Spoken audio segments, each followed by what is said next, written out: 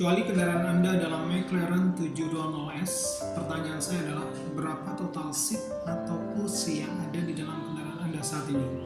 4, 5, 6, 7. Berapapun jumlah seat yang ada, pertanyaan saya berikutnya adalah benarkah bahwa pada akhirnya Anda hanya akan menempati satu seat di dalam kendaraan Anda? Dan seat selebihnya adalah akan Anda peruntukkan bagi orang lain yang saat itu berkendara dengan diri Anda. Bagian paling menyenangkan dan mencerahkan pada situasi seperti ini adalah katakanlah seberapa ambisinya Anda hendak menempati keseluruhan seat yang ada di dalam kendaraan Anda, kecuali barangkali Anda sedang sakit, Anda tidak akan pernah membentangkan sekujur tubuh Anda dari seat belakang hingga seat depan. Ada seat yang mau tidak mau, suka tidak suka, akhirnya Anda biarkan kosong. Atau kemudian Anda berikan, Anda sisihkan, Anda siapkan untuk orang lain. Dengan ungkapan lain, sepakatkah Anda bahwa seat-seat yang ada dalam kendaraan Anda telah memberikan pesan bernas bahwa selalu ada hak orang lain dari setiap rezeki yang kita nikmati saat ini? Adalah Ang Chon Min atau Dato Sri Tahir, pendiri Mayapada Group. Jauh sebelum menjadi Taipan seperti sekarang ini, Tahir memiliki impian sederhana, yakni ingin mandiri. Ia memutuskan untuk menjadi dokter. Dengan menjadi dokter, ia ingin membuka praktik sendiri sehingga tidak perlu bekerja di bawah kekuasaan orang lain. Selepas SMA, Tahir pun melanjutkan kuliah di Taiwan. Namun, takdir seperti menuntunnya, ia tidak betah kuliah di negara tersebut. Terlebih setelah mendapati bahwa ayahnya yang menjadi tulang punggung keluarga mendadak sakit dan tidak bisa lagi membiayai keluarga dan juga pendidikannya. Ia pun pulang ke Indonesia untuk merawat, juga untuk melanjutkan usaha ayahnya. Dan meski kondisi ayahnya semakin membaik, Tahir tetap enggan untuk kembali kuliah di Taiwan. Dan di usia 20 tahun, Tahir mendapatkan beasiswa untuk bersekolah bisnis di Nanyang Technology University di Singapura. Disitulah jalan hidupnya menjadi pengusaha bermula. Bermodalkan uang 700.000 yang ia dapatkan dari ibunya, ia memanfaatkan waktu luang di sela kuliahnya untuk berdagang. Ia mengaku saat memulai hal tersebut dilakukannya sendiri dan tidak ada yang membimbing. Belum lagi penguasaan bahasa Inggrisnya yang juga terbatas. Setelah lulus dari Nanyang, ia melebarkan sayap usahanya dengan membangun bisnis leasing yang menjual sekaligus memberikan kemudahan kredit mobil. Namun usahanya ini bangkrut dan sempat terlilit utang sebesar 10 juta dolar Amerika. Di tengah kondisi itu, ia ditawari sahabatnya Mukhtar Riyadi, pendiri grup Lipo, untuk membantu mengurus bisnis garmen.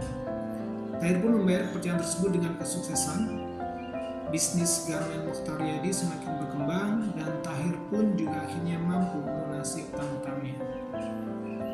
Pada 1989, Tahir pun mengajukan permohonan kepada Bank Indonesia untuk membangun Bank Mayapada. Nama Mayapada yang semula adalah nama bisnis dagang kecil Tahir ketika di Singapura, kini tumbuh menjadi nama ragam industri mulai perbankan, rumah sakit, klinik, pertambangan, media, retail, hotel, real estate, hingga asuransi. Bisnis-bisnis itu menjadikan Tahir menjadi salah satu Taiwan terkemuka di Indonesia. Forbes mencatat di tahun 2024 total kekayaannya mencapai 5,1 miliar US dollar. Ada satu nasihat menohok yang pernah disampaikan oleh Dato Sri Tahir ketika ia ditanya tentang variabel kesuksesan. Tahir mengatakan bahwa pada umumnya ketika orang bicara sukses, itu selalu identik dengan karir dan keuangan. Itu tidak salah, tetapi sangat tidak tepat. Jika di negara-negara barat, katakanlah Amerika, kata Tahir, mengapa rumah-rumah sakit dan universitas-universitas mereka sangat kuat? Jawabannya adalah karena pendanaannya juga kuat. Dana ini dikenal dengan istilah endowment fund. Untuk diketahui, endowment fund merupakan dana abadi yang dihimpun, diinvestasikan, dan dikelola secara terus-menerus dengan penuh tanggung jawab dari sejumlah donor individual maupun perusahaan untuk menjamin keberadaan, keberlanjutan, prestasi, dan reputasi dari lembaga yang menerima donor ini dalam jangka panjang. Lebih lanjut, Tahir menegaskan Amerika memiliki paradigma bahwa uang yang Anda keluarkan itu sejatinya adalah uang yang Anda miliki. Sebaliknya, uang yang Anda simpan justru bukanlah uang yang Anda miliki. Dengan mengeluarkan atau memberi, Anda dapat berbuat sesuatu dan menghasilkan lebih banyak. Tidak hanya untuk diri Anda, tetapi juga untuk lingkungan di sekitar Anda. Sementara, dengan uang yang Anda simpan, sudah dipastikan uang itu hanya akan berdiam di ruang atau di kotak tempat Anda menyimpan. Tidak banyak yang bisa Anda hasilkan.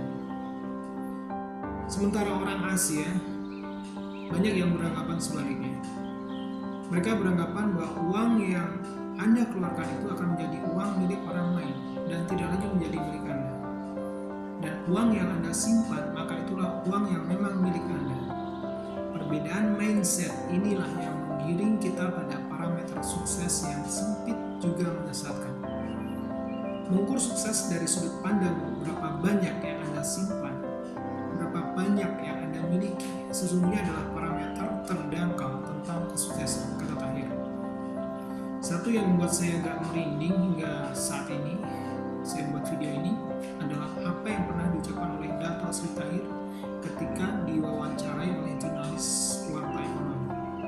Tahir mengatakan, "Saya adalah orang Indonesia satu-satunya dari 270 juta orang Indonesia yang telah menandatangani Giving Pledge."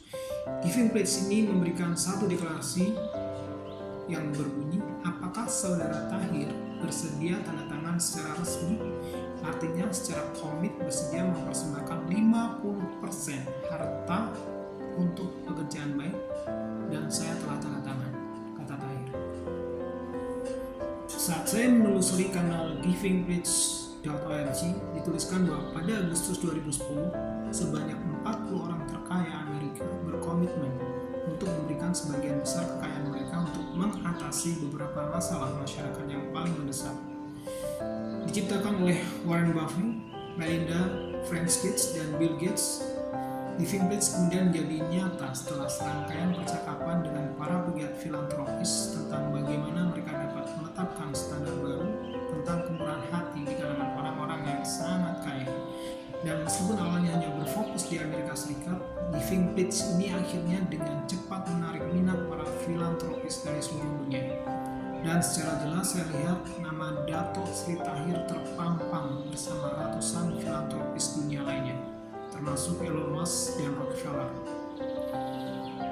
Rekam jejak Dato' Sri Tahir ini mengingatkan saya pada momen ketika pebulu tangkis peringkat 5 dunia saat ini, Jonathan Jojo Christie, menyisihkan 50% dari 1,8 miliar bonus yang pernah ia terima untuk membangun masjid di Lombok. Dan apa yang terjadi? Keajaiban apa yang terjadi setelahnya? Jojo seperti mendapatkan cashback berupa tawaran pekerjaan yang menghasilkan nilai nominal 10 kali lipat lebih banyak dari nilai nominal yang pernah ia berikan. See you next.